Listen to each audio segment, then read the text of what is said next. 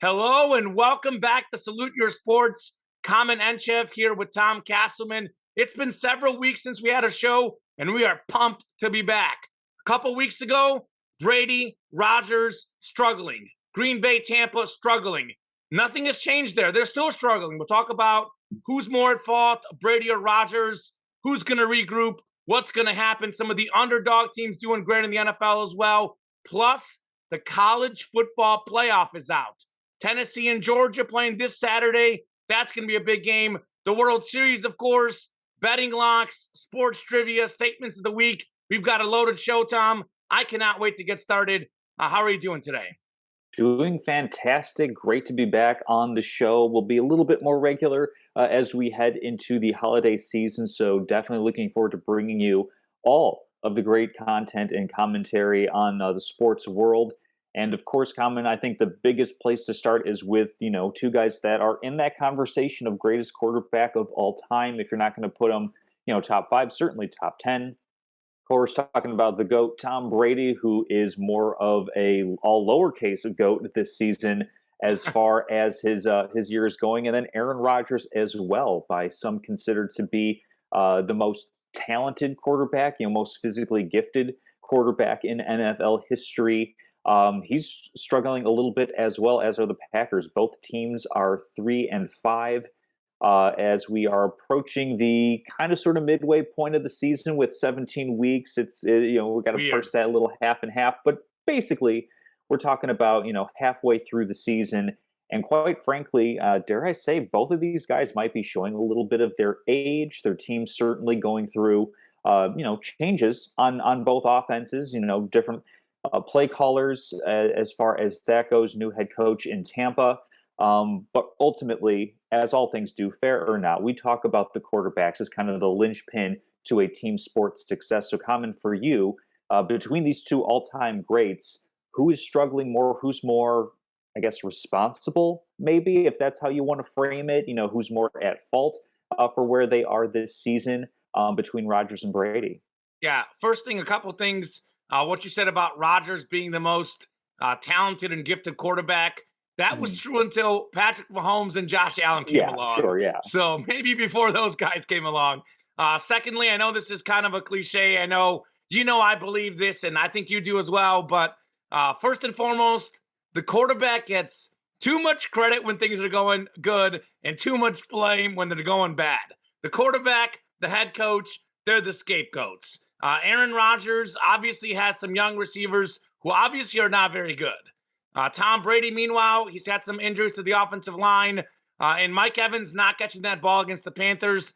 There's not much Brady can do there. With that said, though, the quarterback is still the most important position. And both of these guys, their age is showing, Tom. It is. It was going to happen eventually. And I actually think of Tom Brady kind of like Peyton Manning. Peyton Manning had that 55 touchdown season. And then about an year and a half later, his arm was dead. So it can come all of a sudden. It is possible. So both teams are 3-5. They both got some pretty bad losses. The Bucs losing to the Panthers and Steelers. Those were bad losses. Green Bay at home against the Jets. I know the Jets are better, but that was a bad loss. So Brady right now 17th in QBR. Rodgers is 27th. Are you kidding me? Rodgers 9th in rating. Brady 14th. I don't know how those numbers are so off. QBR and passer rating, different numbers. But right now, Rodgers is getting 225 passing yards per game. That is 23rd in the NFL. Brady has 9 touchdowns in 8 games. So neither guy's playing well. Statistically, Brady's putting up more yards. He's putting up better numbers. However, obviously, he has better targets. Mike Evans, Chris Godwin. I know some of those guys haven't played every game, but he still had enough of these guys for enough of the season to see more results. Very importantly, neither guy's getting it done in the red zone. Neither guy's getting it done in these clutch games. So they're both pretty responsible. I'm going to say this is tough. But I'm going to lean that Brady is more at fault here just because he's got a better team. He really does. Devontae Adams is no more in Green Bay. Brady has better targets. and they've had some inexcusable losses. I mean, losing to the Panthers and Steelers, you can make a case that those are the two worst teams in the NFL. Maybe the Texans are the worst, but right after the Texans, it Mhm. might be the Panthers and the Steelers.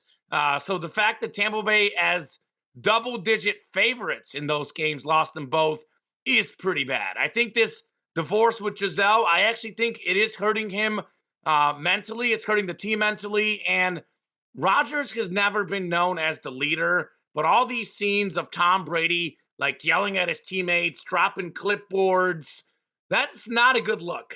That's not helping team morale. And I think he's got the better team. Like I said, I think that they've actually had an easier schedule. So I think Tom Brady's a little bit more at fault, even though he has the better numbers right now. But Rodgers also at fault. Neither guy playing well right now. Neither guy is a top 10 quarterback in the NFL. I can't remember ever going into midway of the season, both of these guys being under 500 and both of these guys not being top 10 quarterbacks. That's the case. Neither is top 10. They're both responsible. Their entire teams are responsible. I'm saying Brady a little bit more responsible for the struggles. Yeah, for me, I'm going to go a little bit the other way as and say that I think Aaron Rodgers is a bit more responsible in my book for where the team is at than Tom Brady is because I'm taking in whole season, including preseason, including training camp. Aaron Rodgers knew coming into this season that he was not going to have Devontae Adams, that he was going to have these young new receivers on the team. No Marquez Valdez-Scantling. I think outside of Alan Lazard, Randall Cobb, and then if you want to go to tight end, Robert Tunyon, a mostly new receiving core. And where was Aaron Rodgers? He did not show up for any of it. Tom Brady, of course, He didn't this show is up where either. well That's the he problem. well, no, Tom Brady was in training camp for most of it, and like I know that there was that gap in the middle. I'm going to allow him the grace because of the personal life stuff, but that was going on between him and Giselle. We don't know exactly the reason that Tom Brady took that 11-day hiatus, but if it's to deal with His family and everything, divorce lawyer. I'm gonna give him a pass on that one. As far as not being there for the entirety of training camp, but for Aaron Rodgers, it Well, seems like he's expecting a little too much of these receivers without actually working on, the timing and the routes and the preferences with these guys in training camp. And then, we've been hearing stuff out of Packers training camp and into the season about how he's a little bit snippy, how he's, he is. very demanding without being constructive in building these guys up. And that makes me question kind of, how comfortable is that? You need to have a lot of comfort and a lot of trust. And if you don't build that up, I put that on Rodgers because he actively chose to not show up. He actively chose to not, facilitate that. I think the offense would be humming quite a bit better in Green Bay, even though they have a lesser talented receiving core. If Rodgers was actually a little bit more responsible for kind of ushering these guys along a bit. So that's why I put a little bit more blame on Rodgers is because of his active choices in not being around. Tom Brady, I think it's a little bit more complicated with him not being around, and I feel like with offensive line issues, with a bit of a change at head coach, the offense stays the same, but there's definitely something still off in Tampa, where he and Mike Evans miscommunicating on routes, which is a really, really weird thing, Hmm. given how veteran and how experienced they are, and that they played together for a couple of seasons. So Sure. I mean, obviously, a pox on both their houses. I give a little bit more blame to Aaron Rodgers, though, for the situation they're in, because I think he has more control over it than Brady does his situation. Couple small things. As Mm. far as I believe, Rodgers was at training camp, but he didn't play in the preseason. I was Was just that looking that it? up.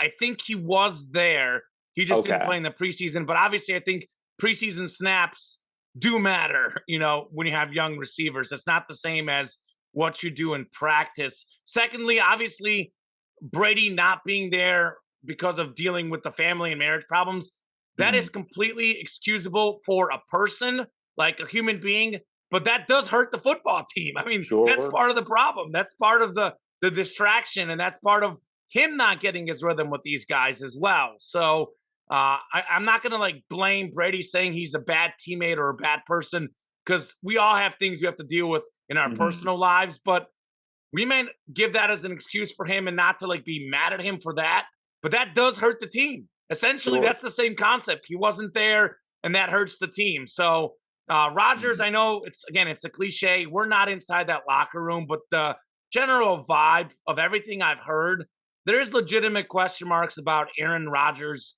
as a leader. That's a legitimate question mark. Even Devontae Adams. I mean, Devontae Adams left the team and he was not talking up Aaron Rodgers. Quite the opposite. He was comparing Derek Carr to him, and Derek Carr, like, speaking of guys who are struggling, that's another one right there for you. So yeah, that definitely has something to do with it too. So I do need to correct myself. Is the fact that Aaron Rodgers didn't play in any of the preseason games. He was at training camp. I got those conflated in my head. So the point you're making still holds true. I think if he wasn't in training camp, it'd be worse, but it holds true.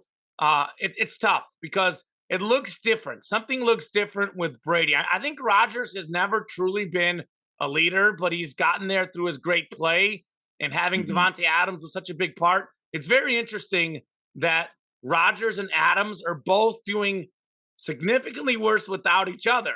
Meanwhile, you have Patrick Mahomes and Tyreek Hill who are doing just as good without each other, not having missed a beat. So that in itself, will lead you to believe that I think Mahomes and Hill are better than Adams and Rodgers. But that's another debate for another day. But I mean, I think it is disappointing for both of these quarterbacks.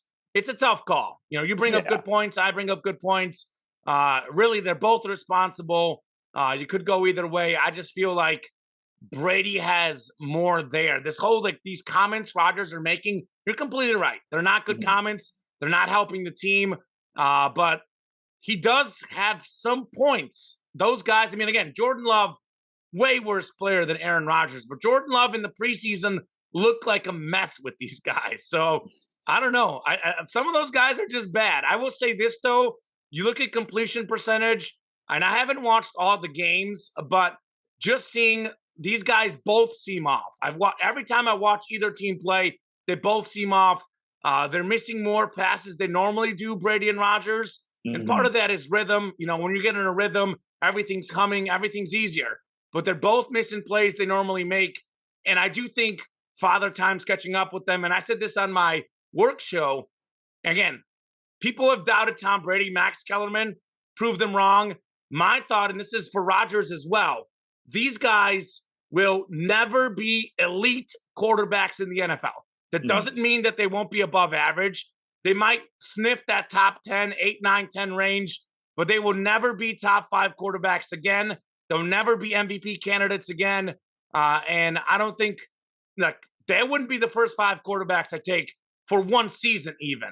And or I think they're one game. Yeah, or one game. I think they're both over the hill personally.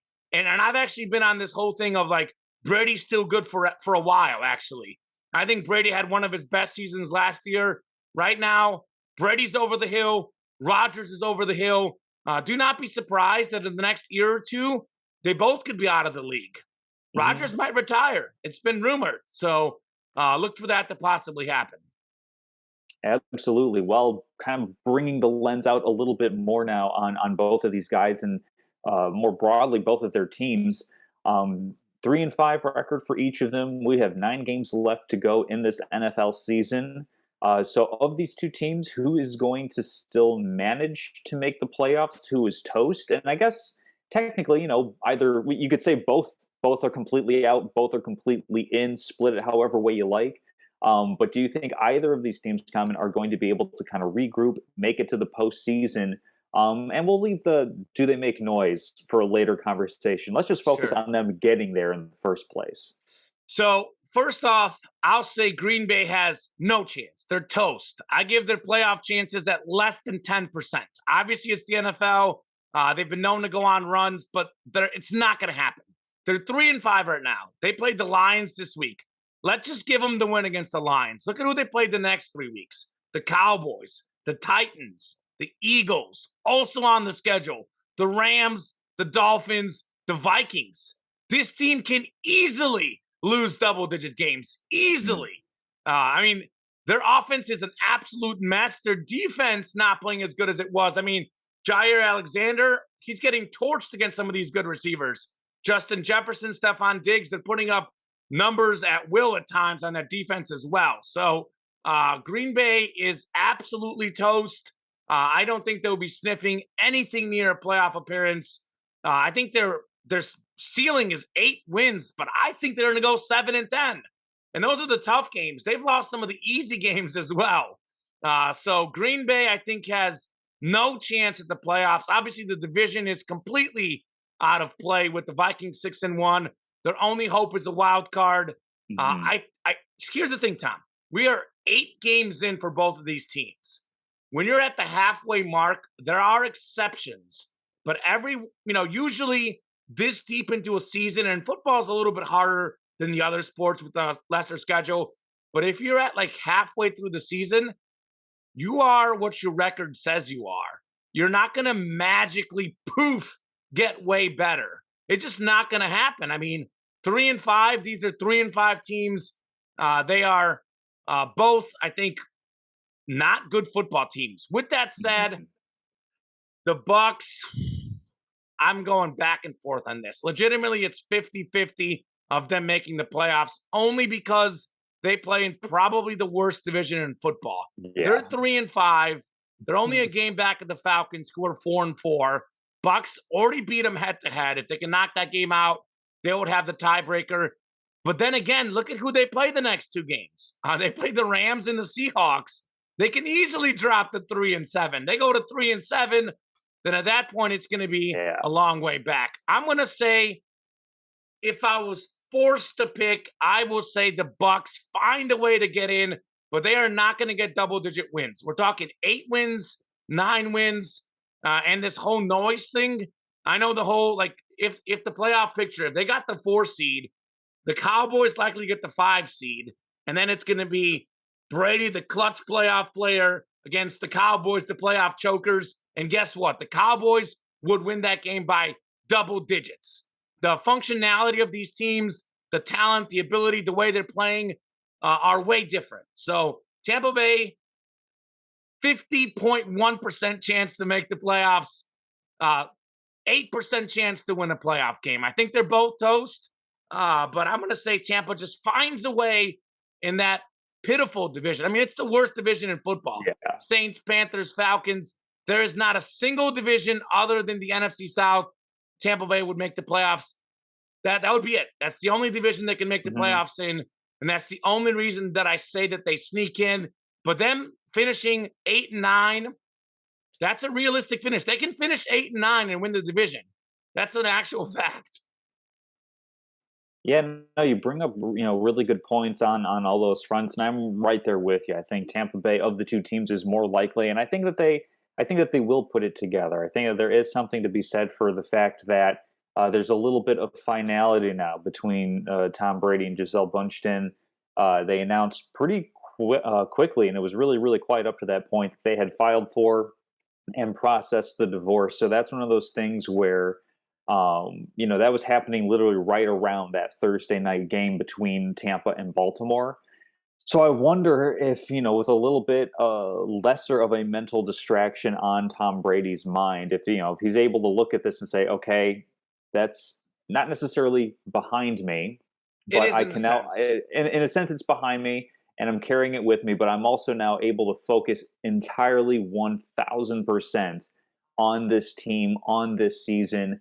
I mean, obviously, Tampa controls its destiny, which is the biggest advantage it has over Green Bay. Green Bay needs a monumental collapse from Minnesota to win the division. Green Bay needs a little bit of help with collapses from some of these other NFC teams. And we said going into the season that the NFC is a bit weaker. But then we have teams like the New York Giants, the Washington Commanders actually playing good to decent football, the Sure. Seattle Seahawks playing pretty good football. Those are the teams that are going to be taking up those, division and wild card spots. Tampa, obviously, with a win already over Atlanta, a win already over New Orleans. Yeah, they have a loss to the Panthers, but they get to play all those divisional teams again. They could conceivably go 5-1, win the division, have all those tiebreakers that they need. And quite frankly, like you said, there's a bit of a better roster there in Tampa. I think that they are going to be able to figure it out and put it together, or at least they're more likely to than I think Green Bay will. I don't think that Green Bay's receivers are going to get, super markedly better as the season goes on. Green Bay rumored to be trying to add at the trade deadline, missed out on their opportunity to do that to add to their offense. I think that sure Green Bay has an easy game against Detroit coming up, but if you look at strength of schedule going down the home stretch here, Green Bay's strength of schedule is 0.597. Tampa Bay's is 0.476. They even have an easier path to getting to the playoffs when you compare those two schedules. So for me, I'll take the Buccaneers as well. I'm more confident in you. I think they'll actually be able to figure it out. And sure, it might be like a 9-8 season. Maybe they go on a run to get to 10-7 or something like that. I think that they're a little bit more capable on that front than Green Bay is of putting all of that together. I do want to be clear. I think this Tampa Bay team is more of Brady's last season Patriots team where I know he's made some runs. I know you say put it together. I think they can't play any worse than they're playing right now. So Right. they'll improve. But I don't think they put it together in the sense that they will make a playoff run. I really don't. But obviously, time will tell. With this season in the NFL, so unpredictable. You just never know.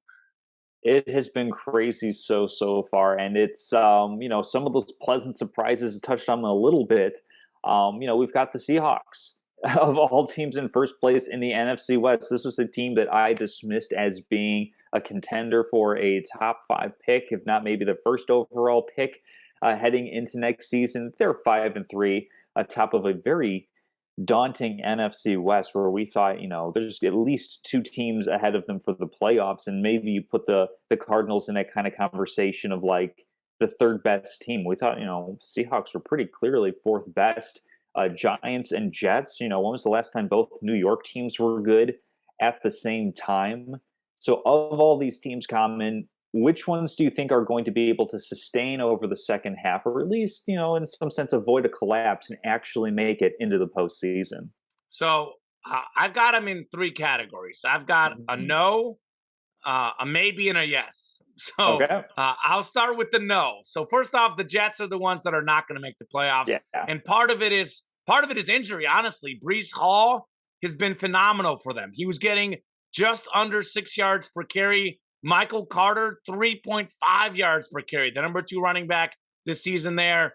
Hall, 463 rush yards, nearly 700 total yards. We talk a lot about running backs, like you can plug any guy in, but it's pretty obvious that in New York, Brees Hall was considerably outperforming the second running back on that team. The Jets are 5-3, but they've beaten a lot of bad teams. They beat the Browns by 1, the Steelers by 4. They beat the Broncos and Packers, who are honestly, it's fair to say those are bad football teams right now. So their only good win is against the Dolphins, but that was when Tua didn't play. So I question, and again, there's a lot of parity in the league. So getting wins now, no matter against who you win, is more important than maybe it was a couple years ago. But I still got to say, who have you beaten? They haven't beaten a lot of these teams. And like we were talking about schedule, their schedule down the stretch is not easy. They still got to play the Bills twice. The remaining games against the Patriots and Dolphins, both on the road. So they already played their home games against those teams in the division. They played the Vikings on the road too, Seattle on the road. That is a lot of upcoming losses. Also, I know we talked about this weeks ago, but actually, even though Zach Wilson, I think technically has, a slightly better record as the starter, but Zach Wilson isn't it. They're playing well because of Brees Hall, and they're playing well because of that defense. And actually, Joe Flacco, I think, does give him a better chance to win. So Zach Wilson at quarterback, I think he's even worse than Daniel Jones. And Geno Smith definitely is the best of the 3 right now. So the Jets, due to schedule, due to literally injuries and being the worst team and having the worst record of these 3 teams right now, Jets are not making the playoffs. If they can get to 8-9, that'll be a successful season for them, but I don't see a playoff appearance. So the Jets are my no. Seattle's my maybe. They're 50-50, man. They're 5-3. They're leading the division, but the 49ers are only a game back. And 49ers, I believe, already beat them head-to-head. And they have Christian McCaffrey right now, who is rejuvenated. He threw a touchdown pass. He ran for a touchdown. He got a touchdown catch as well. I believe the fourth guy to do it, first since LaDainian Tomlinson in 2005. Jimmy G, yes, he's not great, but he's better than Trey Lance. That defense has had some injuries, but when healthy, they're a juggernaut. So I think San Francisco is probably going to end up winning that division, and Seattle's going to be fighting for a wild card. Here's Geno Smith's stats right now, by the way. He's third in the NFL in rating. He's fourth in QBR. He's tied for fifth in touchdown passes. Have we been sleeping on Geno all these years? Has he played on bad teams and it's hurt him? There's probably a little bit of truth to that. But there's also some truth to this. Realistically, Geno Smith, the second half of the season, will not be this good. He'll be good. He'll be an above-average starting quarterback. I think he's proven that. But he is right now, statistically, a top 5 quarterback in the NFL. There is no way Geno Smith is going to be a top 5 quarterback in the NFL the second half of the season. He's playing the best football of his career. He's going on one of those Nick Foles runs where he just plays better than he's ever played. And at some point, there's got to be a regression to the mean, as you like to say, Tom. So they're going to drop off a little bit. I think actually the last wild card spot in the NFC is going to go down to Seattle and St. Louis. It's going to be that close. I'm a little bit nervous about the Rams. I don't know if they're going to figure it out. Matthew Stafford doesn't seem to be right.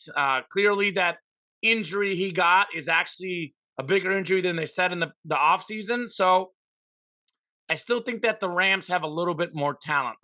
I've got the Cowboys definitely in as a wild card. Pencil that in. Minnesota, Philly definitely win divisions. 49ers win this division. And then the NFC South, someone wins that division. And then I think the Giants are going to be my next team. I'm going to put the Giants in the playoffs. They're 6-2 right now. Seattle's 5-3. So even though Seattle beat the Giants in that game, I think they both had some injuries, but Seattle was at home, and there was a couple special teams plays that really turned that game around. Giants, I'm going to say, are in, Tom. So Seattle's 50-50. I'll say 49.9%.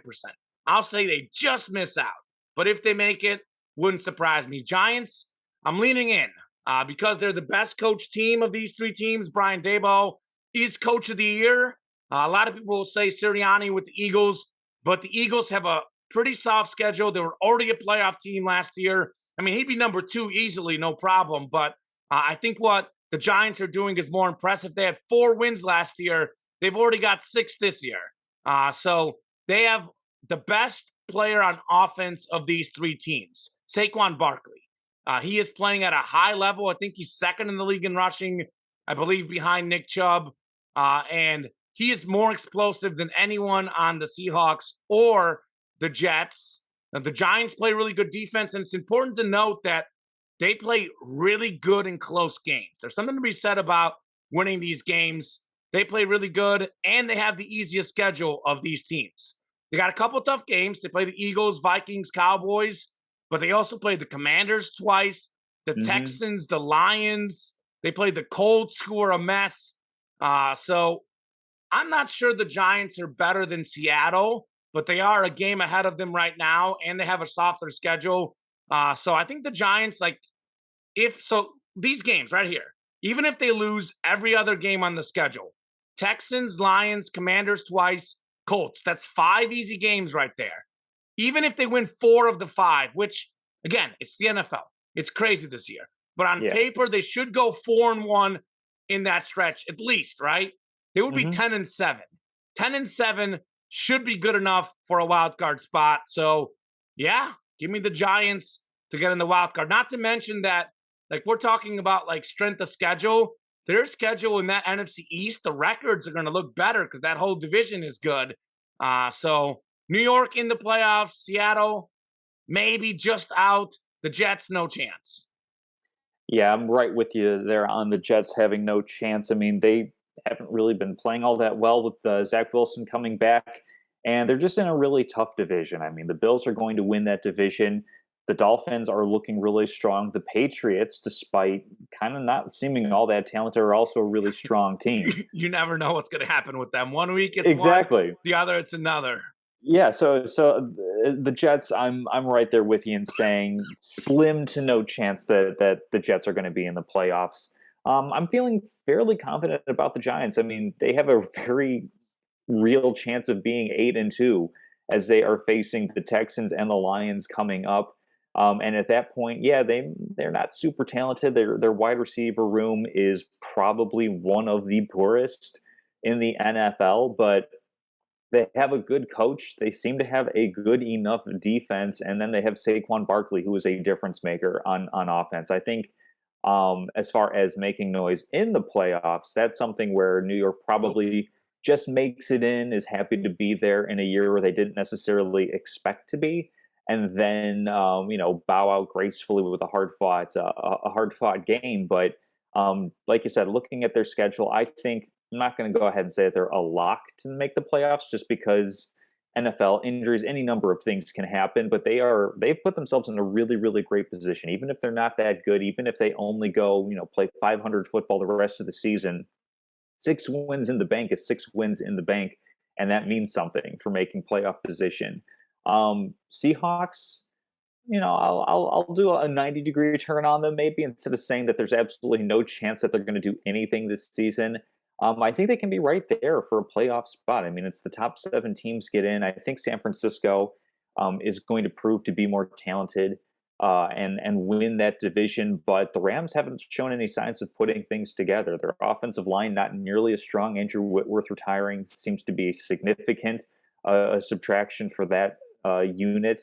Allen Robinson has been greatly disappointing as the second receiver. I really thought heading into the season, he teaming up with Cooper Kupp was going to give the Rams a couple of great route runners, a couple of great guys, for moving the ball, and then they can't seem to run the ball at all. Cam Akers, Darrell Henderson, both solid guys who can't seem to find any space to maneuver. And so what that ends up with is, Matthew Stafford trying to find Cooper Kupp, and if he can't, football's up for grabs. Matthew Stafford's never been the most secure quarterback or the most secure with the ball in the NFL. We've attributed that to, the Detroit days, where it's basically throw the ball around the field, because that is the only opportunity that Detroit has to compete. He's a gunslinger, period.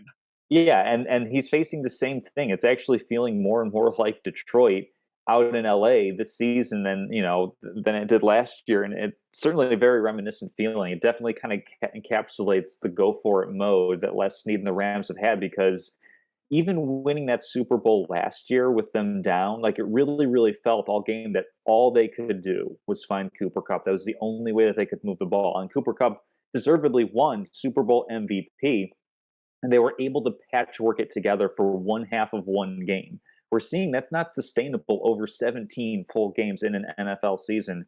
So I very much have my doubts about the Rams being able to rally and put it together in spite of the great talent that they have.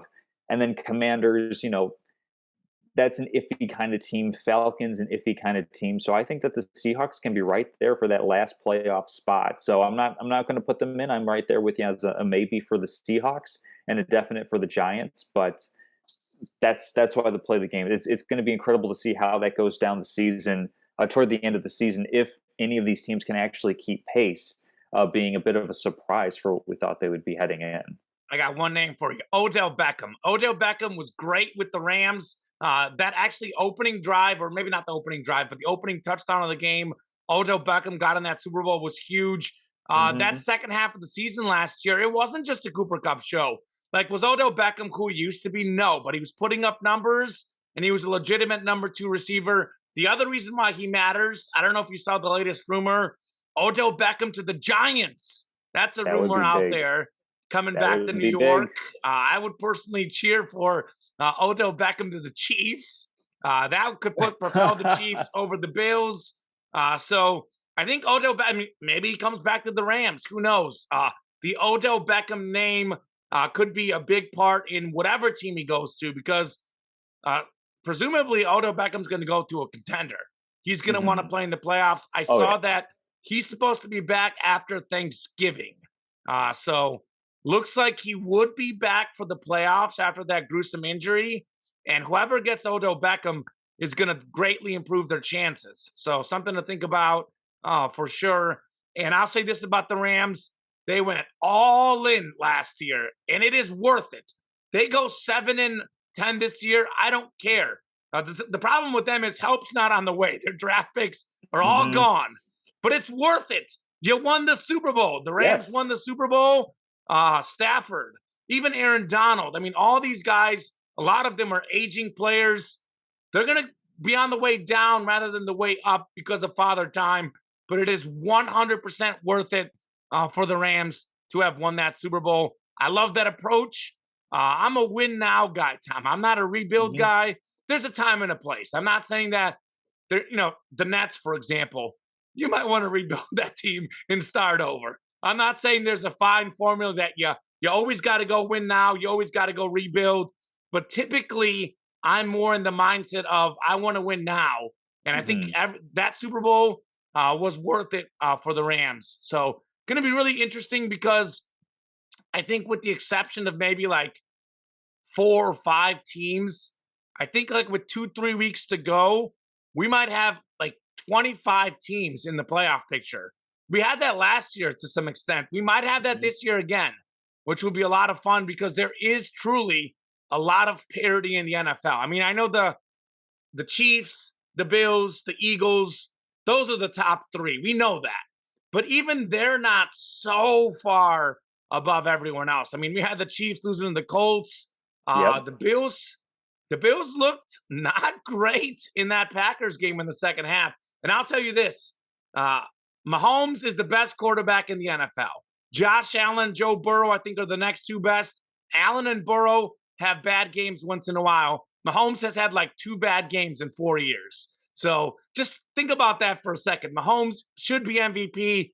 I know Allen or Jalen Hurts might win it because of the storyline, but there's just a lot of parity in the league, and it's going to be a lot of fun watching it down the stretch. There's not one team that I look at that I'm so confident in. I know the Bills and Eagles should be those teams on paper, but I haven't seen either of those groups put it together in the playoffs. Mhm. So until I do, I'm not convinced of anything this NFL season.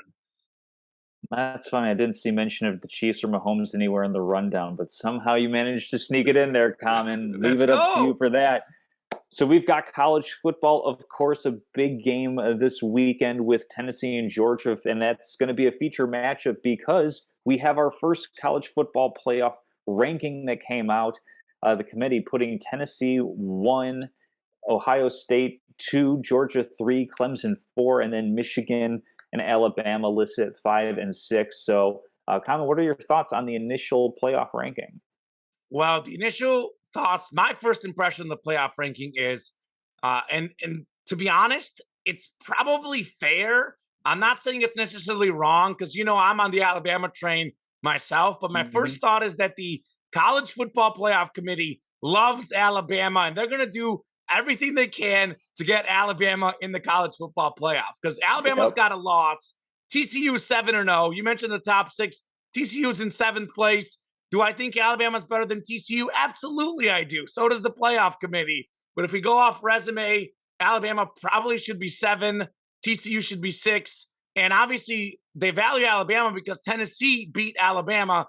That's why Tennessee is number 1 in the college football playoff, despite the fact that they're an 8.5-point underdog at Georgia. We'll talk about that game right after the segments. I mean, obviously, I think that line is a little ridiculous, but uh, Mhm. it does show you the differing opinions of Tennessee. Tennessee is tied for second in the AP poll with Ohio State. So Georgia number 1 in the AP poll, number 3 in the CFP top 25. So first thing I want to say, Tom, these first rankings mean very little other than the part that clearly they're valuing Alabama. But these rankings could change. They often do. So I don't want people to get too caught up in this. Uh, I actually think that Tennessee, so Alabama missed the field goal late in that Tennessee game. If their kicker doesn't miss the field goal, which sets up Tennessee with great field position, Alabama wins that game. Obviously, Tennessee is home field. I think Alabama's probably a little bit better than Tennessee, but they were on the road and kind of like what you said, they caught fire at the right time. Mhm. But as far as resume goes, like my gut feeling right now, Tom, is that Tennessee is the 4th best team in the country. Ohio State, Georgia, Alabama are what I think are the top three best teams. As we stand, Clemson should be 4. They're undefeated. They deserve it. But I think that Alabama is better than Clemson. So Tennessee, I don't think they're as good as Ohio State. I don't think they're as good as Georgia. But if we're going off resume, they beat Alabama. They won on the road at Pittsburgh, who was ranked at the time. They won on the road at LSU, who was ranked at the time. Georgia has one top 25 win over Oregon. And Ohio State, I guess at the time, beat number 5 Notre Dame, but Notre Dame is not in the top 25. Certainly were overseeded. They beat Penn State, but you kind of said this the other day, like Penn State's probably a little overseeded. We've seen them lose some of their big games. So I'm okay with Tennessee being number 1. I'm okay with Ohio State being number 2. I think Ohio State has certainly been the most convincing team in the country, but they haven't beaten that many good teams either.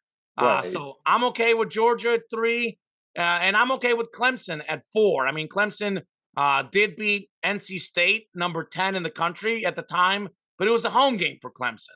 So overall, I don't want to get too caught up in the first rankings, but I don't know that there's a massive difference between these teams.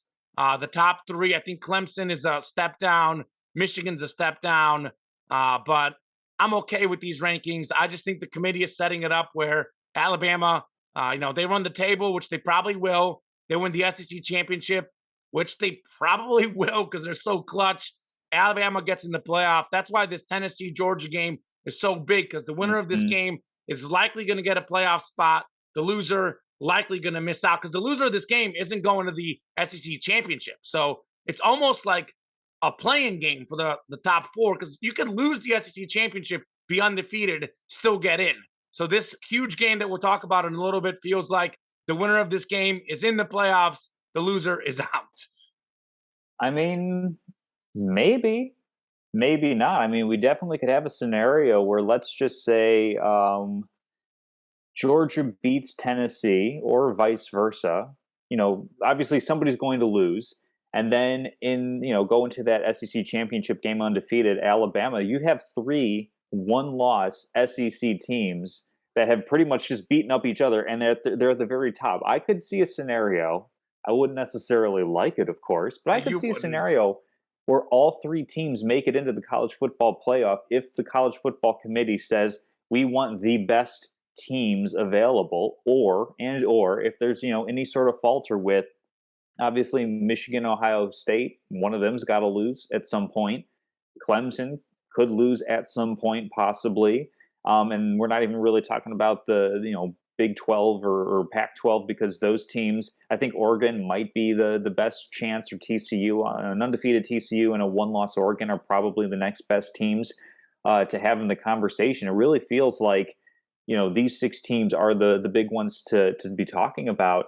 I'm good with how everything is set up. I think that it feels like everybody has earned their spot in this college football playoff. It feels very meritocratic on that front for me. And then you've got 2 replacements that are equally valuable, I think. Obviously, Ohio State falters. Michigan slots in perfectly as the Big Ten representative. Same thing, with Georgia, Tennessee. Either of those teams end up with a second loss. Alabama absolutely deserves to be taking that spot, And I'm a fan of seeing Tennessee in here. I'm really, really happy that they're doing well, because I like seeing new teams. I like having a bit of parity. I don't like it being the same team every single year.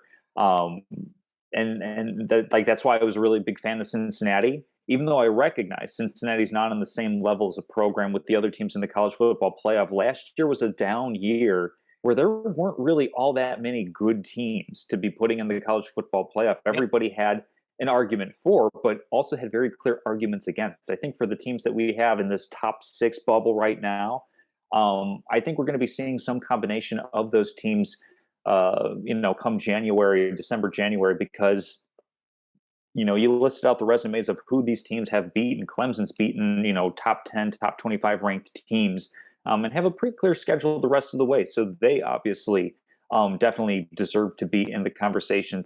Same thing with Ohio State and Michigan. They face the same thing that I said with that Michigan-Penn State game, where it's like, who have you beaten so far? And so far, the biggest wins for Michigan and Ohio State are against Penn State.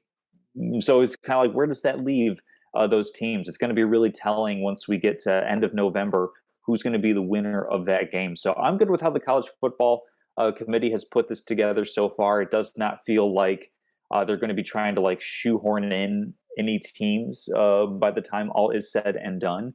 It's just going to be really interesting to see that in a season where we have three really, really qualified SEC teams, if that's going to be the draw that the college football committee decides to go with as far as pairing teams together, saying, oh, we haven't had, say Georgia and Alabama. So those are the teams that are going to match up in that first round of the college football playoff. And then winner faces Tennessee for round 2 type of thing, if assuming Tennessee beats Ohio State, Michigan, Clemson, whoever is in that spot. So, I mean, good job on the committee so far, but I mean, really the lauds, the lauds and the plural, the laurels go to these teams. Yeah, the laurels and the plaudits go to these teams that have earned their way into this spot and have made a really, really entertaining football season thus far. Yeah, I want to say a couple things, Tom. So, first and foremost, to be honest with you, I would be okay with 3 SEC teams getting in the playoff. Sure. But Clemson has a pretty soft schedule. The ACC is not very good at the moment. So it would be very hard for an undefeated Clemson to get that spot. Oh, for sure. He's played a lot of close games. Clearly, the committee doesn't really like them because they put them behind Alabama. I think TCU is going to lose at some point. Pac-12, Oregon, USC, they already have losses. So really it's going to go down to Clemson. If Clemson goes undefeated, they're 4th already in the original rankings. There's no way they're not getting in the playoff. Now, is Clemson as good as those 3 SEC teams? I don't think so. So it'll go down to Clemson because that scenario you mentioned, it's very possible that we could have 3 one-loss SEC teams, and it's very possible they could be 3 of the top 4 teams in the country. It's going to be tough. They're definitely going to have Clemson lose. And the committee, I think, is okay with putting in Alabama because of what they've done in the past. But if Tennessee's got 1 loss, I know they have a storied history historically, but in recent seasons, I feel like the committee's not going to put a 1-loss Tennessee team that didn't play in the SEC championship. Should they? They probably should. And you mentioned Cincinnati, clearly not on the level of a Georgia or Alabama. I think Tennessee is on their level. They might be like a slight level below, but we just saw them beat Alabama. I think they'll play Georgia tough. So it's fair to say that Tennessee is at least on that same footing. I mean, they're undefeated right now in the SEC. So Tennessee is definitely at least on the level of Georgia and Alabama for this season. Obviously, we'll see if they can be consistent like those programs are. But Tennessee definitely is way better than Cincinnati was last year. I think there's no comparison. Tennessee would smoke Cincinnati if they played. So I agree with everything you're saying. I actually agree that we should have 3 SEC teams in the playoff.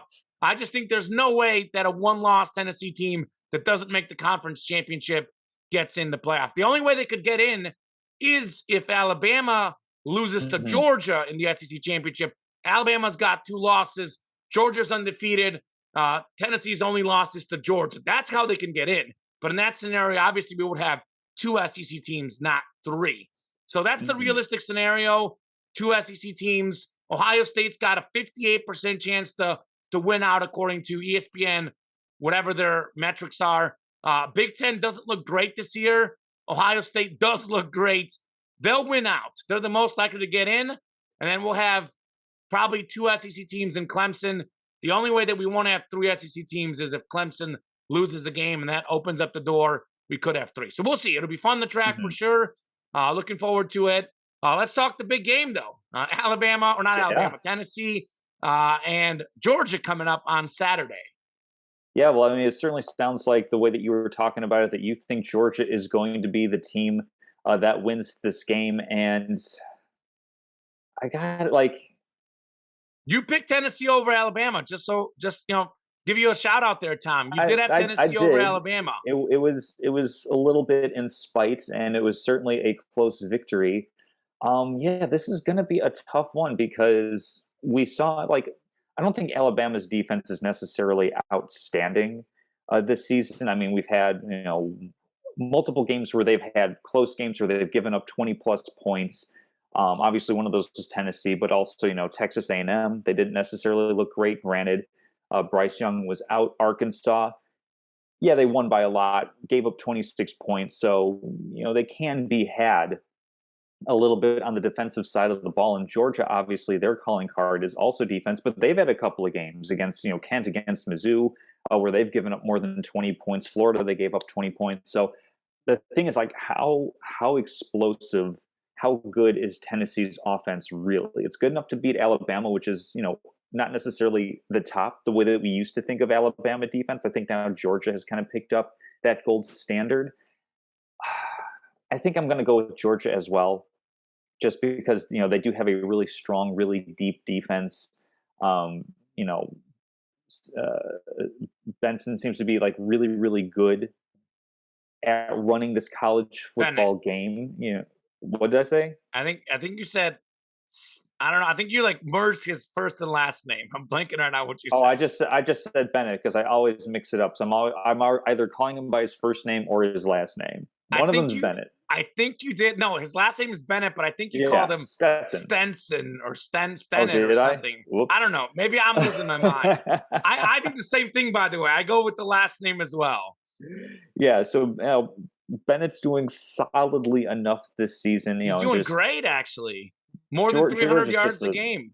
It's one of, I guess, I think I'll just go with Georgia on this one. I kind of want to see Tennessee just for the chaos of it. I mean, Georgia won last year, so I'm good with them not winning again. I want to say Tennessee again, but I think Georgia is just like a little step up in class over Alabama. Again, little step up because I know Alabama is still a really, really strong program.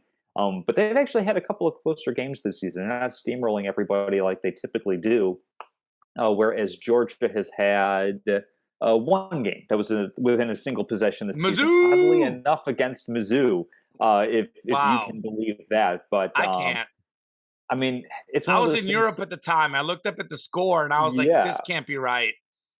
I believed the exact same thing. It's the weird thing because Tennessee has proven itself, against a pretty daunting crucible. I mean, smoking Kentucky, edging out Alabama, smoking LSU, on the road, out Florida, Pittsburgh even. I mean, Pittsburgh not necessarily that great, but these are all really, really solid quality wins. That's why they're number one in the CFP. I'll go with Georgia. Georgia's at home, but I think it's going to be it's going to be an entertaining one to be sure. So first off, both teams are 8-0. Tennessee averaging about 49.4 points per game. Georgia about 41.8. Bulldogs only allow 10.5. Volunteers 21. So defensively is where the big gap is to me. Yeah. Total toss-up, by the way. I think that the Tennessee plus 8.5 is a great betting spread. Maybe a little tease to later in the show. Vols are 7-1 against the spread, by the way. So they are cover kings. Yeah. Tennessee is. So I've been impressed with how well Tennessee has played on the road. At the time, Pittsburgh was ranked. They beat them on the road. LSU, they smoked them. And LSU is one of the toughest stadiums to play in the country. So I do think Georgia at home, obviously that has to help them. But I don't think it's as big of an edge as people would think. Ultimately, to me, this is where it comes down to Tennessee. And part of it is a lot of the numbers that Alabama put up, but they've still played 8 games. I know teams are from behind against them, so these stats might be skewed a little bit, but they are allowing 300.8 passing yards per game, Tennessee's defense. Georgia averages 328.1 passing yards a game. So while Georgia's defense is not as good as they were last year, Georgia's running game might not be as good as they are last year. Bennett is better than he was last year. Brock Bowers is a beast at tight end. Georgia's passing game is significantly better than they were last year. They've got a huge edge against Tennessee's secondary. That is where I think Georgia wins the game. But Tennessee has some athletes. They've got a great quarterback. They've got some positive juju, some positive mojo. So I'll go Georgia to win, but give me Tennessee to cover 8.5, which, to be honest with you, feels like a disrespectful line. And actually, that's kind of how I felt when they played Alabama. I picked Alabama to win, but I put money on Tennessee to cover that week. And they did. So look for another volunteer cover. Should be a great game on Saturday. Definitely, well, I guess maybe Tennessee, Alabama was on that same level, but maybe the biggest game of the season to this point. I mean, 1 versus 3 or 1 versus 2, depending on what rankings you Hmm. look at. Going to be a massive game. That's why the 8.5 point spread for teams that are so closely ranked just feels off to me. Absolutely. So Well, we'll see. definitely that one's going to be kicking off 2:30 Central Time Zone. So looking forward to keeping tabs on that one throughout the game, throughout the day. Going to be an exciting matchup that's going to have huge, massive implications on how the college football playoff is going to shake out.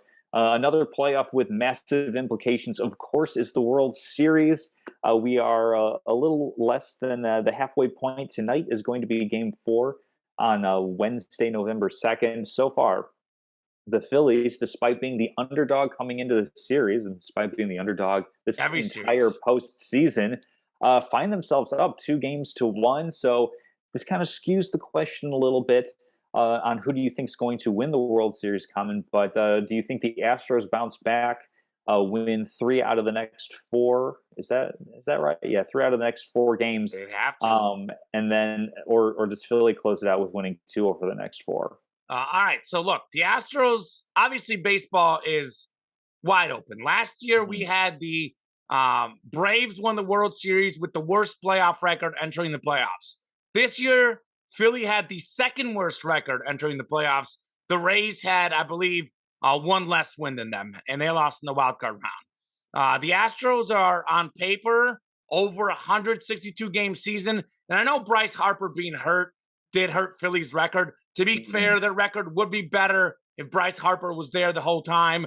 But with that said, I think the Astros, if they played 162 game series, the Astros would win. They won 106 games this year. The Phillies won 87. The Astros Mhm. run differential was 219. Phillies was 62. The Astros won every playoff game entering the World Series. So, I mean, the Astros should win, but I'm going to surprise you and say, storyline, Castleman, the Phillies win the World Series. There's something in the water in Philadelphia. The Eagles are undefeated. The Phillies are 2 games away from the World Series. The soccer team, I think, is like in the MLS Cup. Even, the Flyers are even doing good. The Sixers looking up. There is something special in Philadelphia right now. They've got that electric crowd.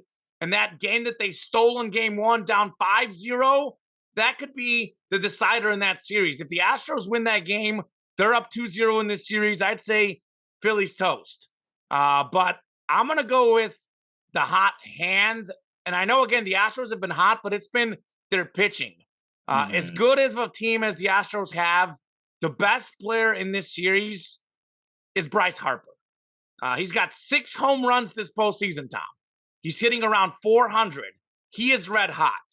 They had 5 home runs as a team in this last game. I know McCullers was tipping his pitches or whatever I saw on the internet, so that could have contributed to that. But Bryce Harper saw it and told Mhm. his teammates. That's how locked in Bryce Harper is right now. He's literally seeing everything.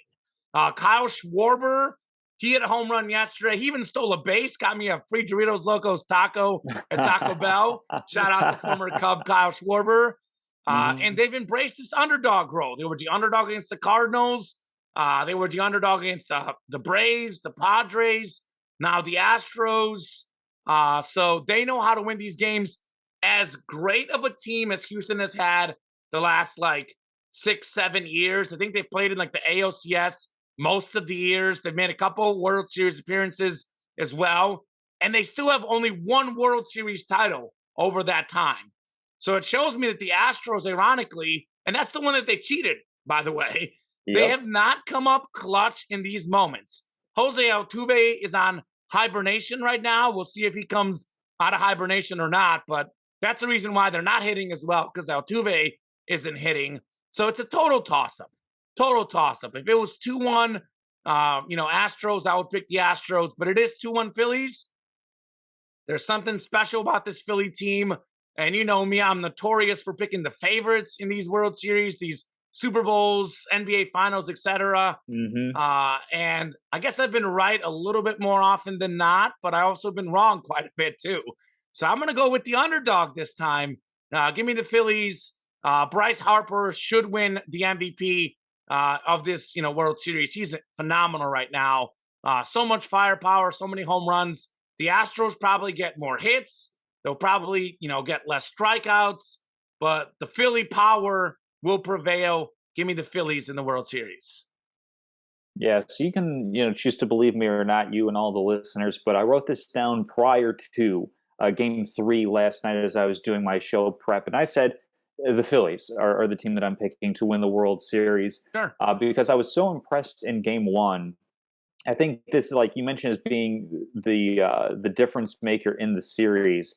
And I think, obviously, from the result standpoint, but I think that the manager, Rob Thompson, who is the interim guy, I'm pretty sure if he wins the World Series, he's going to be the full-time manager next season, but replaces Joe Girardi. I think it was like late June is when they made that change at manager. And he's done throughout the postseason a great job at managing the team. And I firmly believe in his go for it attitude in game one. I think that is what kind of galvanized the team and pushes you, put you in the right mindset to win a World Series. Because obviously, World Series, there's anywhere from 4 to 7 games left when you're starting out. So it's definitely do or die mentality.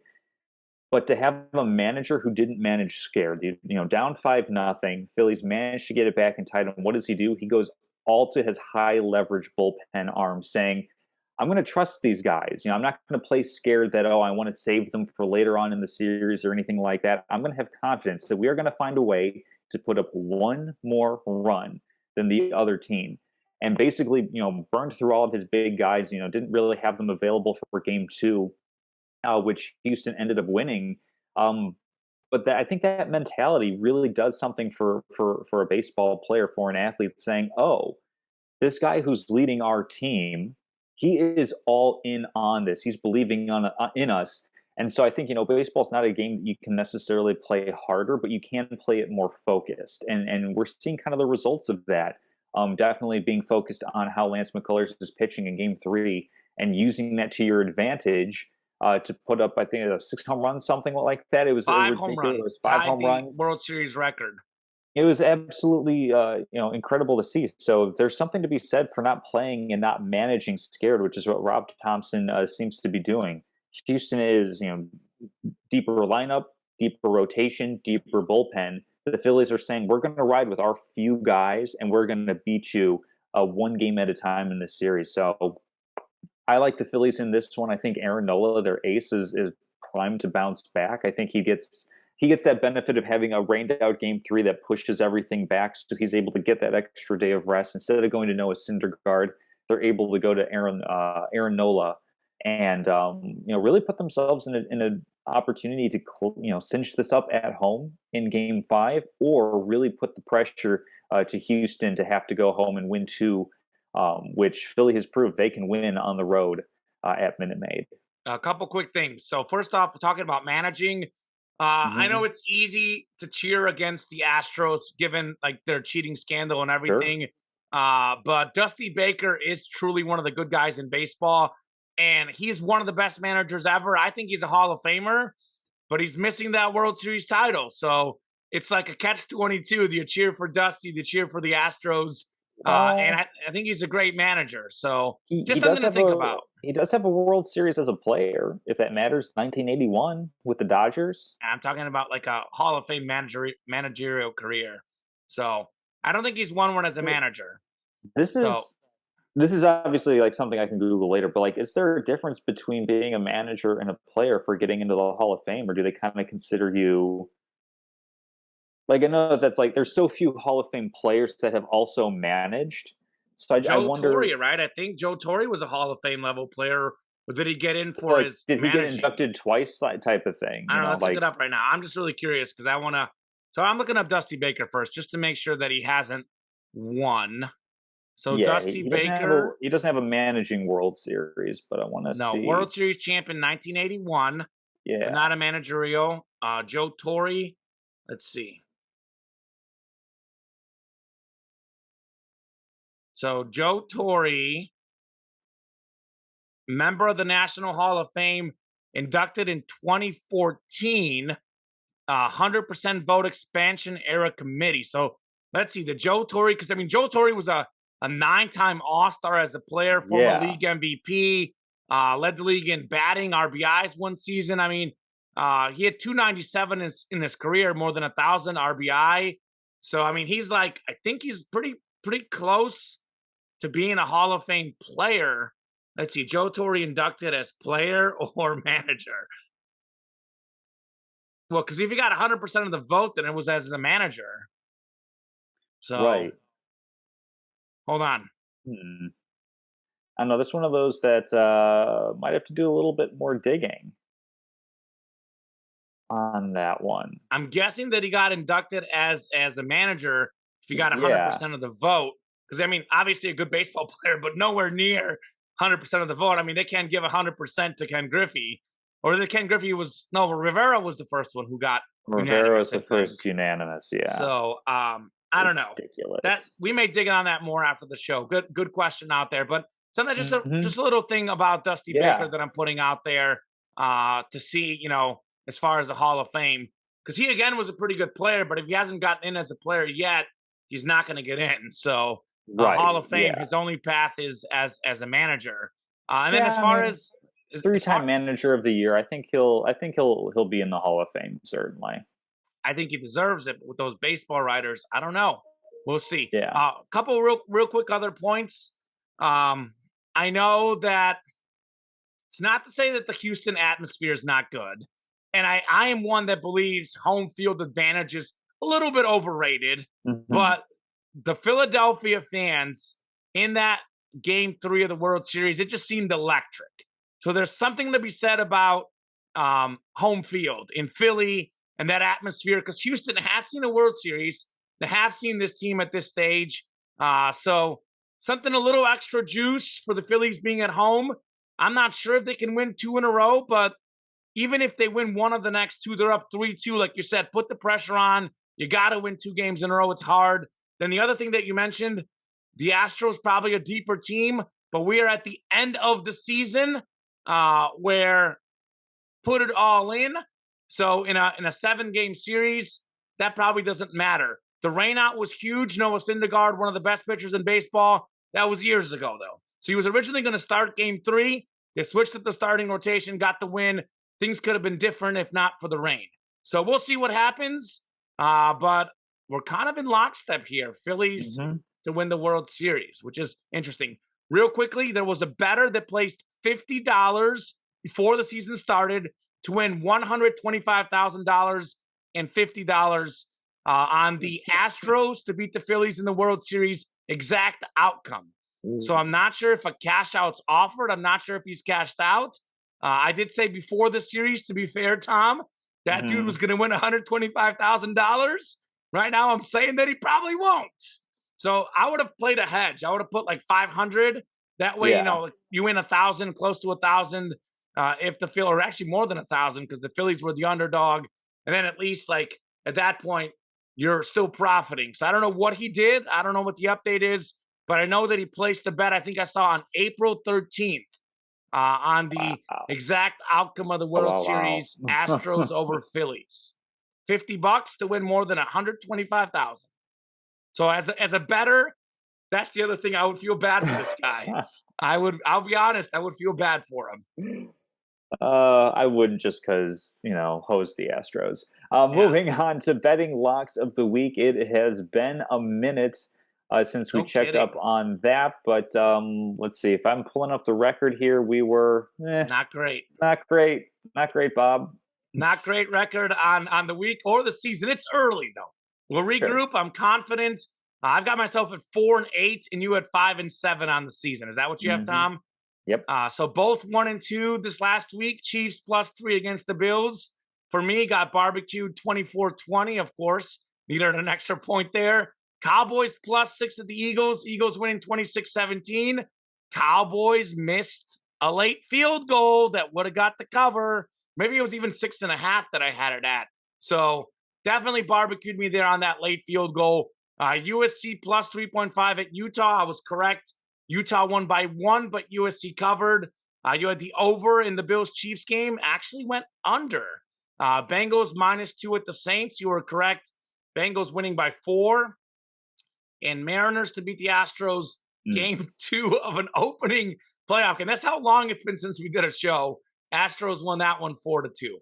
So what do you got this week? So for this week, I will go ahead and stick with baseball. We have a game tonight, Wednesday night. The Philadelphia Phillies hosting the Houston Astros. Aaron Nola, their ace, coming back on the bump against Christian Javier, who has not pitched in a dog's age. It's been a while since he's been on the mound. Looking at Bovada, it's straight up -110 if you pick either team to win.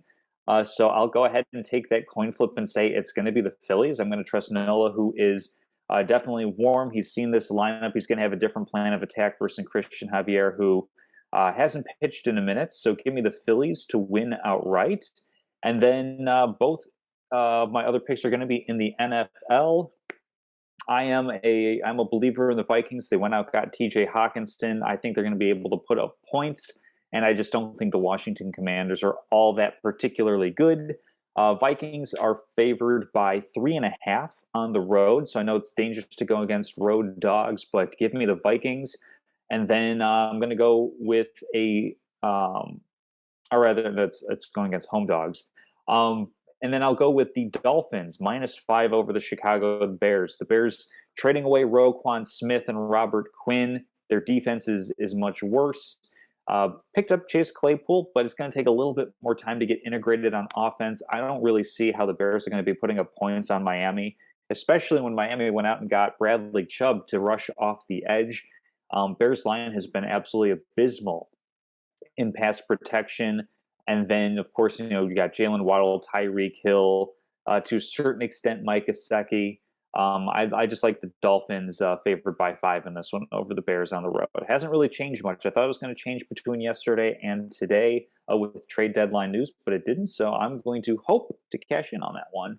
We are very much on the same page with some of these bets today. I got to say, Really? so actually, I had 4 bets written down, and the one that I subtracted was the Vikings one. So we could have had 2 exact picks. I'll probably be betting that Vikings one elsewhere. So for the sake of definitely having slightly different picks, I'll keep that one excluded. But I do completely agree with the Vikings one. I also completely agree with the Dolphins -5 at the Bears. You kind of just said it. I have it written down. Roquan Smith leading the league in tackles. He gone. Robert Quinn traded recently. Robert Quinn didn't play in this game against the Cowboys. The Bears gave up 49 points in that game. So I know there was a scoop and score, but still a pretty bad performance for the Bears defense. The Dolphins have won every game that Tua has played the whole way. He's 5-1 in his starts. They're 5-3. They lost the 2 games he didn't start. But that one start that he did lose, he got out early in that game. So who's to say that they don't beat the Bengals if Tua plays that entire game? So Bears are 3-5, but all 5 losses have come by 5 points or more. So it's not like, they've had some relatively close games, a 5-point loss, an 8-point loss. But they've also lost by 17 to the Packers. They just lost by a lot to the Cowboys, I think 20 in that game. So I really don't see how the Bears defense, with pretty much losing their 2 best players on defense, I don't think that's even really arguable. I know that's not like secondary guys. I know the Bears are actually good in the secondary, but that makes it harder when you can't pressure the quarterback. Maybe when you're missing some tackles in the open field. Imagine like you miss a tackle on Tyreek Hill. He's gone. He's gone. Even Jalen Waddle, he's gone as well with that speed they have. So I like the Dolphins -5 at the Bears as well. So I was going to start with the college picks, but I transitioned to NFL because that's what you went with. So I like the Falcons +3 versus the Chargers. The Falcons are 6-2 against the spread, Tom. Chargers are banged up. J.C. Jackson's out for the season. Mike Williams won't play in this game. Keenan Allen may or may not play. Even if he does play, will not be 100%. Herbert's ribs, clearly not 100%. Myself, I didn't buy in on the Chargers before the season, Hmm. So much hype on that team. Injuries have definitely contributed, but they have not looked good this year. Atlanta's 3-1 at home, Tom. Total toss up as to who wins this game. But with plus 3 points, I can see Atlanta losing by like 1 or 2, maybe winning. Like worst case, they lose by a field goal. I don't think the Chargers cover here. They've been struggling. Atlanta's playing great ball right now. I know we talked about the Bucks maybe getting that division crown, but it's truly 50-50 between the Bucks and Falcons. So give me the Falcons to cover 3 points. And then lastly, I'm going with the one I'm most confident in. Tennessee plus 8.5 at Georgia. I'm Hmm. picking Georgia outright, but the Vols are 7-1 against the spread. Georgia just 4-4 against the spread. So Tennessee has outplayed expectations much more so than Georgia. Volunteers have been great on the road, by the way. They won at LSU, they won at Pittsburgh. Georgia, I think, is a little bit better team because their defense is better, specifically their pass defense. So that's probably why they'll win. But 8.5 point spread is very big for a matchup of top two teams in the Hmm. country, depending on whatever rankings you look at. So Tennessee plus 8.5 at Georgia in college football. For the record, Tom, I've done this is kind of weird, but I've done very well betting college football this year. Have not picked it as much on our show, and maybe that's what I got to do because my NFL picks have not been working great, have not worked as well as college. So maybe I got to pivot and put some more college picks in. Certainly with the World Cup, the GOAT Leo Messi, that coming Hmm. up. I'll have a lot of World Cup picks in the weeks to come as well. We'll have that preview in a couple of weeks too. But Tennessee plus 8.5, Dolphins -5 at the Bears. And then I will take the Falcons +3 against the Chargers. Excellent. Well, I confess I do not have any trivia for this week, so if you do, lay it on me. Otherwise, happy to jump into statements. All right. The Astros had 19 more wins than the Phillies in the regular season this year. Mm. This is the 118th World Series. Only one World Series ever has featured a bigger win difference between the two opponents. Can you name the teams? And can you name the year? You got to go way back. That's my first clue. So way back, I'm gonna jump Way back. to like 1929, like the Yankees and what was that, the Cubs, maybe? No, but you have one of the teams, and it's not the one I you mean, might think. really? Yeah. Okay, so the one I might think is the Yankees. So then it's the Yeah. Cubs. The Cubs haven't had that many World Series. So you got to go way, way, way, way back. Okay, so I know that they played each other in like back-to-back years, so I might have that a little bit off. But is it like the 06, 07, 1906, 1907 with the Chicago White Sox? Very good, Tom. 1906 White Sox had 93 wins, and they beat the Cubs, who had 116. That feels good. Like Yeah. a century plus later. Shout out to the White Sox new manager. I saw something online saying no DUI, Yeah. not like no health issues, not like a senior citizen. I know that's like, comical a little bit, but shout out to the White Sox. I've never heard of the guy, to be honest, Tom, but shout out to getting a new Reports manager. seem to be good. People really love him from his time in Kansas City. Sure, he's not a Hall of Fame baseball person, but here's hoping that he's taking his first steps to perhaps becoming one All right, with the let's see it. Southside Hitmen. All right, Statements statements. What do of you the got? week. So my statement, I mean, this isn't really going to be a fun one. My statement of the week is that Kyrie Irving absolutely needs to face a suspension for his social media platforming, for his comments during press conferences. The NBA, there is precedent for this. The NBA has fined and or suspended players in the past for racial remarks, homophobic remarks. This is what this is, Certainly, by the way. yes, Essentially. yep, they absolutely are, deserve to discipline for anti-Semitic remarks as well, which I think Irving earns in lending his social media platform to the film Hebrew to Negroes, Wake Up Black America. It's the movie that I haven't watched, but in reading reviews and I will commentary be from people watching. who have watched it, It is steeped in anti-Semitic, tropes and prejudices and falsehoods about secret societies and Jewish people aiming to control the world around us. Um, Personally, I'm done with Kyrie Irving as a human being. He's the epitome of what I like to say a contrarian without a cause. I mean, he's talked flat Earth before. He talked about getting in touch with his Native American heritage during the pandemic, and then goes to a reservation where, when he is not masked, not vaccinated, and visiting a population that, looking at the numbers, is much more likely to face high affliction rates for the COVID-19 virus.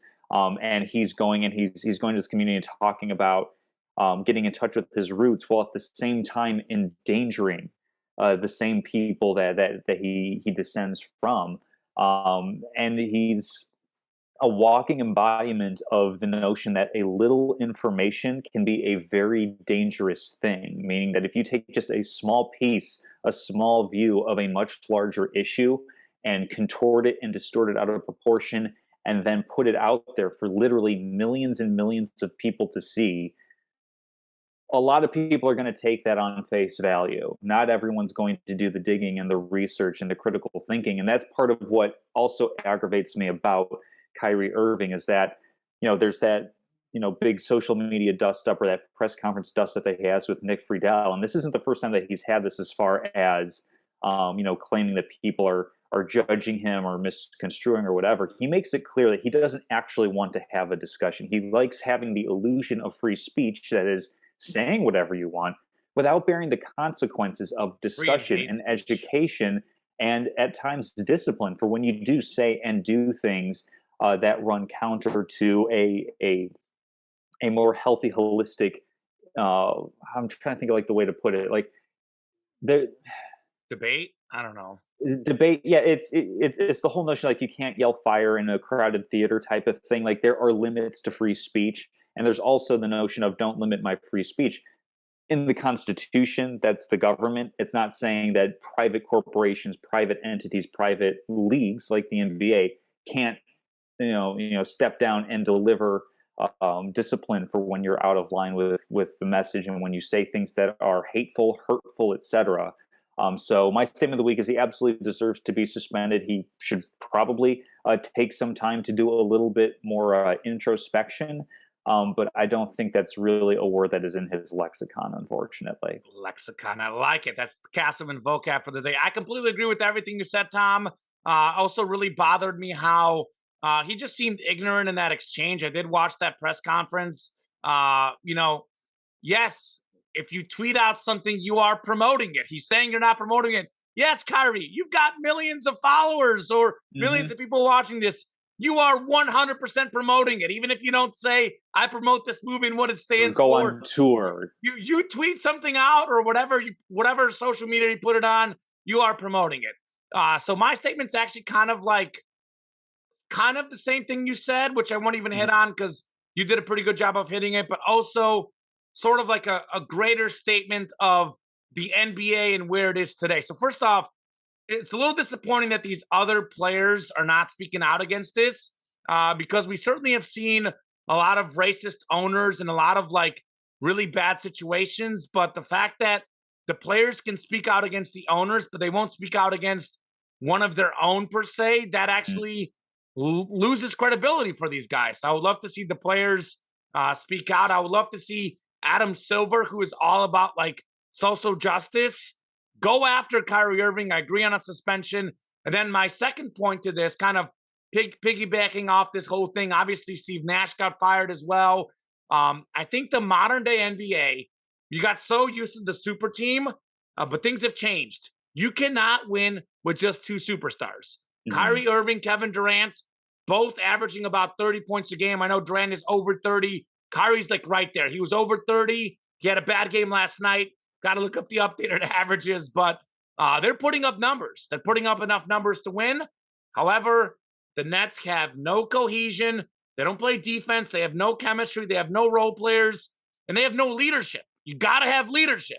And think about this, Udoka. I don't know exactly what happened in that whole situation with the Celtics, consensual, not consensual. I'm not going to get too much into that, but just, again, this may not be fair, but this is my outside look at the Nets. You had James Harden, you had Kevin Durant, you had Kyrie Irving. Fair or not, and I think in Irving's case, especially fair, these guys all have question marks off the court. They all have leadership question marks. They all have maturity question marks. I think that's fair to say. We've seen enough immaturity from all three of those guys. They all have injury concerns. You have Ben Simmons. He's got a lot of question marks. Again, fair or not, there's a lot of question marks about him. Udoka, if he's going to take over as the head coach, fair or not, there's a lot of concerns there. We essentially have a roster, an organization that is put together of people with all sorts of concerns. You can't win that way. Lakers also, LeBron Davis, you can't win with just two players. You got to have good culture. You got to have good role players. It is no longer enough just to have two great players. You can have two top 10 players and you can still have a losing record. That's how the game has changed. So I know you've got work to do. I've got some things to get done. I think that's a good stopping off point. Anything else you want to say, Tom? No, that should do it. We're looking forward to next week. Hopefully things will be a little tamer so we can have a bit more time on the program to dive into some of the issues and events going on around sports. Certainly going to have a lot of big games to discuss, both retrospective and looking forward. So certainly looking forward to a show next week. Yeah, unofficial plan is to do our NFL midseason awards. We haven't talked MVP, so that could be a lot of fun. You know which way I'll go, but I can't wait to see which way you go. So that'll be a lot of fun. Thank you to everyone who's watching, listening. We will see you guys hopefully next week.